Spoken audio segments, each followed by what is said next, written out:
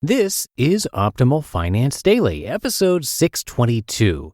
Questioning Everything with Money is the Best Thing We've Done, by Nick True of mapped-out-money.com. And I'm Dan, your host, and today our post comes from a brand new author to the show.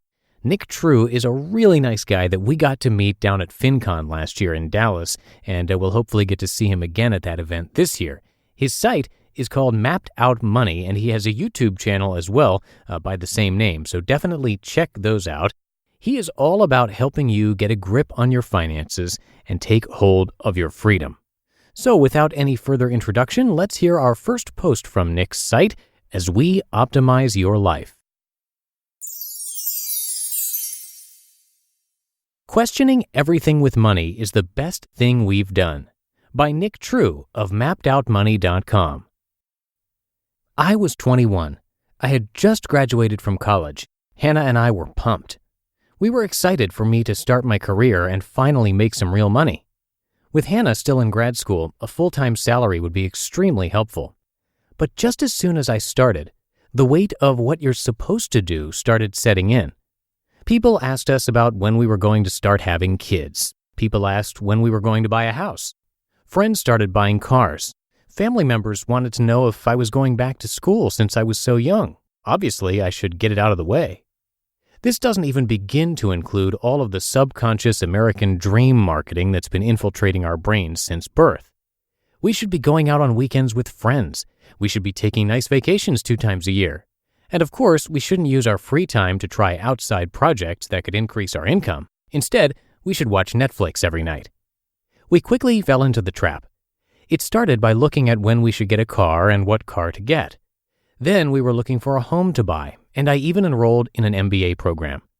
We were trotting down the path of the American dream, happily going along. Or were we?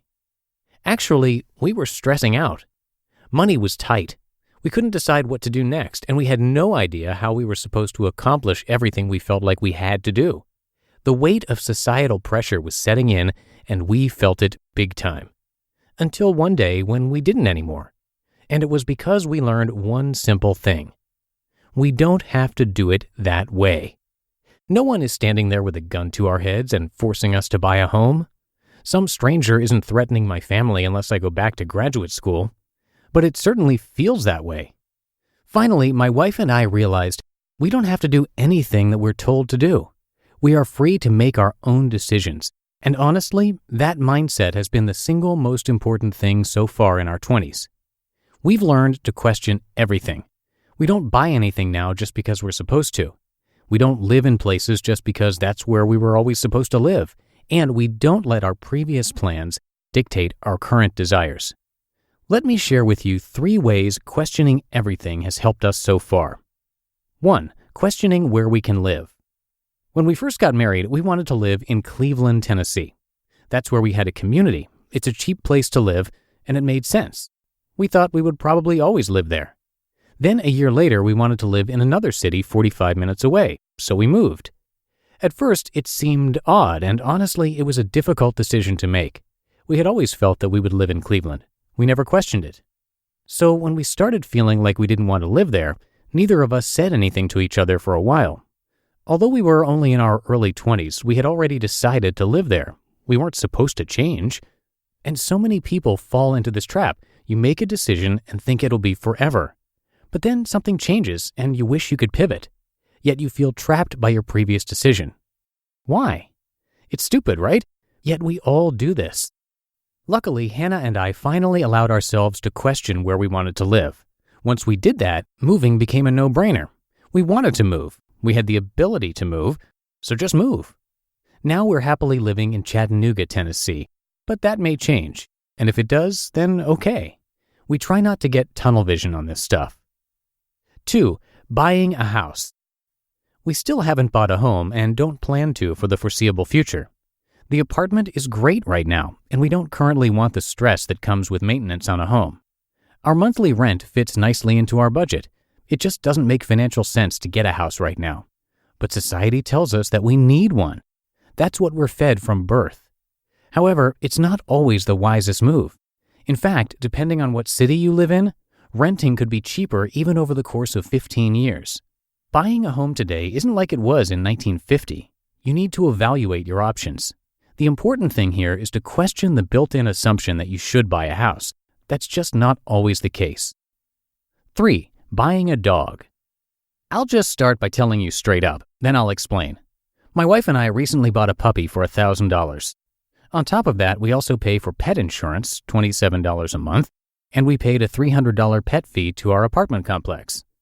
Now's the part where you might be asking why. Why in the world would we pay that much for a dog? Well, we started by questioning the built-in assumptions around pet ownership. Here are a few assumptions that we started questioning. 1. It's stupid to pay for a dog when you can get one for free from the shelter. 2. Dogs shed.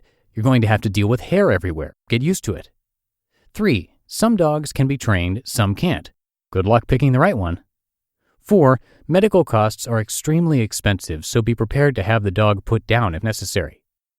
We questioned all of these and found that for us, none of these hold true. After doing some research, there's actually quite a few dog breeds that either don't shed at all or have minimal shedding. On top of that, some breeds are naturally smarter than others and are therefore easier to train. We also ran some numbers on pet insurance and found that over the course of the dog's life, pet insurance actually makes a lot of sense for us. And lastly, if we can get a dog that has the traits we want, then paying $1,000 now for a dog who will live 13 to 17 years is a bargain. Scout is a border doodle, part border collie, part poodle. Both breeds are extremely smart and learn quickly. The poodle breed also gives her hypoallergenic hair with minimal shedding. So it's a win-win-win and worth the money every single day. Just start asking questions. It's okay if you disagree with the decisions we've made. Your questions are probably different. I'm just trying to get you to ask questions. Don't just assume that you have to do it that way because you always thought you would do it that way. And definitely don't just do something because someone else thinks you should. Starting to question assumptions and traditions has seriously been the most beneficial thing Hannah and I have learned with our money.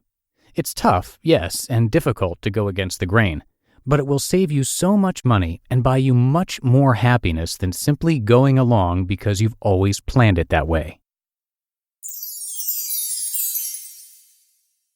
You just listened to the post titled "Questioning Everything with Money is the Best Thing We've Done" by Nick True of mediocrity.com. Now, one thing I do want to say about this post is that if you are on the side that animals should always be adopted and never purchased, we assure you there's no need to send us an email. We are well aware of the benefits of adoption. In fact, we have a lot of animals across all 5 of our podcasts. In fact, we have something like 10 animals across the hosts of our shows, most of which were adopted from shelters. So we understand that opinion, and no need to let us know about that.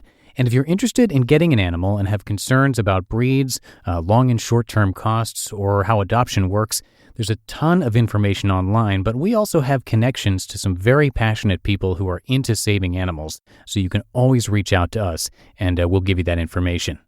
And also, for more from Nick, check out his YouTube channel, Mapped Out Money, and you can also visit his site, which is linked in this episode's description. And before we go, please check out our other podcasts if you haven't done that already. To find them, just search for Optimal Living Daily in the free podcast app of your choice, even on Spotify. And be sure to subscribe. It is all totally free. And that's going to do it for me here today on Optimal Finance Daily. Thanks so much for being here. Have a great Tuesday if you're listening in real time. And I will see you back here tomorrow, where your optimal life awaits.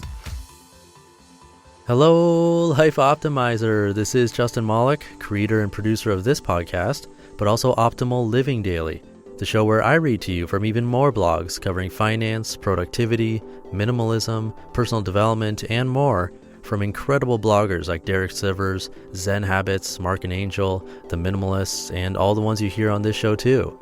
So if you enjoyed today's episode and like taking amazing blogs on the go, come on over to Optimal Living Daily and subscribe to that one too. And together, we'll start optimizing your life. You've been listening to Optimal Finance Daily. Be sure to hit the subscribe button to stay up to date on each new episode and head to oldpodcast.com. That's OLDpodcast.com for a free gift as well as more actionable tips and resources to help you maximize your potential. Thanks for joining us, and remember, your optimal life awaits.